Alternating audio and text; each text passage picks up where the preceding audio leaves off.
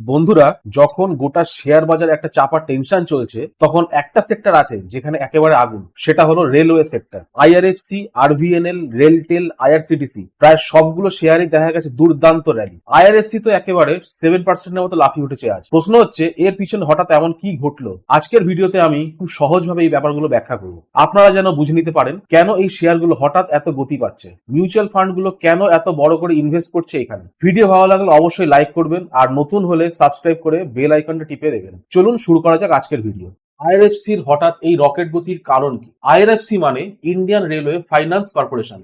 এদের কাজ কি? এরা রেল প্রজেক্টে ফান্ড যোগায়, মানে রেলওয়ের জন্য টাকা পয়সা যোগান দেয়। এখন আজকের সবচেয়ে বড় খবর হলো সরকার আইআরএফসি কে 10,000 কোটি টাকার একটা বন্ড ইস্যু করার অনুমতি দিয়েছে। মানে কোম্পানি এখন ব্যাংকের কাছে না গিয়ে নিজে বন্ড ইস্যু করে বাজার থেকে টাকা তুলতে পারবে এবং সেই টাকা দিয়ে রেলওয়ে নানা প্রকল্পে লগ্নি করতে পারবে। এটা একদমই বড় খবর, কারণ এতে বোঝা যাচ্ছে যে সরকার রেলওয়ে খাতে দীর্ঘমেয়াদী বড় বিনিয়োগ করতে চাইছে এবং আইআরএফসি সেই কাজের মূল অর্থদাতা হতে যাচ্ছে। আজকে ট্রেডিং আপডেট আর ভলিউম নিয়ে একটু কথা বলি। আরএসআই পি রেশিও আজকের দিনে আইআরএফসির ভলিউম ছিল প্রায় 26 লক্ষ শেয়ারের মতো, যেখানে সাধারণ হয় 13 লাখের মতো, মানে প্রায় দ্বিগুণ। শেয়ার এখন আরএসআই অনুযায়ী নাইদার ওভারওয়াট অর ওভারসোল্ড, অর্থাৎ খুব বেশি দামে নয় আবার খুব সস্তাও নয়। পি রেশিও প্রায় 26-এর পাশাপাশি। প্রাইস টু বুক ভ্যালু প্রায় 3-এর মতো, একদম মাপসই। তাহলে বুঝতেই পাচ্ছেন যারা একটু দীর্ঘমেয়াদী ইনভেস্টমেন্ট করতে চান তাদের কাছে এটা আকর্ষণীয় সুযোগ হতে পারে। এবার চলে আসি একটু মিউচুয়াল ফান্ডের কথায়। মিউচুয়াল ফান্ড কেন আইআরএফসি তে এত আগ্রহী? এপ্রিল মাসে বেরোনো মিউচুয়াল ফান্ডের রিপোর্ট আরো একবার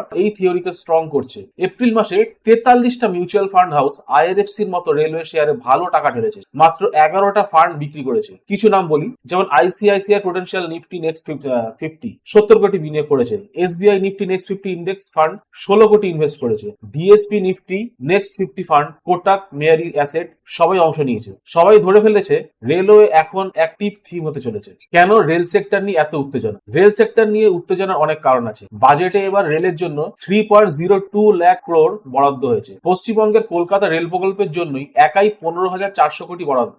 2014 থেকে 2021-এর মধ্যে রেলের বিদ্যুতায়নও বেড়েছে 5 গুণ। তার মানে এটা সরকার নিজেই জানাচ্ছে যে আমরা রেলওয়ে নিয়ে সিরিয়াস এবং এখানে বড় কাজ হবে এবং এটা ধরে রাখার মতোই একটা জায়গা। এছাড়া আরভিএনএল, আইআরকন, আইআরসিটিসি সব কোম্পানি ধারাবাহিকভাবে অর্ডার পাচ্ছে এবং কোয়ার্টারলি রেজাল্টও ভালো আসছে। তবে বন্ধুরা, একটা কথা কিন্তু আমি সবসময় বলি, কোন শেয়ারে বিনিয়োগ করার আগে নিজে ভালো মতো রিসার্চ করবেন, একজন ফাইন্যান্সিয়াল অ্যাডভাইজারের সঙ্গে পরামর্শ করবেন। আর আজকের ভিডিওতে আমি আইআরএফসির খবর, মিউচুয়াল ফান্ড রিপোর্ট আর রেল সেক্টরের সামগ্রিক চিত্র খুব সহজভাবে বোঝানোর চেষ্টা করেছি। ভিডিও যদি ভালো লাগে তাহলে একটা লাইক দিন, বন্ধুদের সাথে শেয়ার করুন, আর এমন আরো ইনফরমেটিভ কন্টেন্ট পেতে শেয়ার ভিডিও চ্যানেলটা সাবস্ক্রাইব করুন। ধন্যবাদ বন্ধুরা, দেখা হবে পরের ভিডিওতে।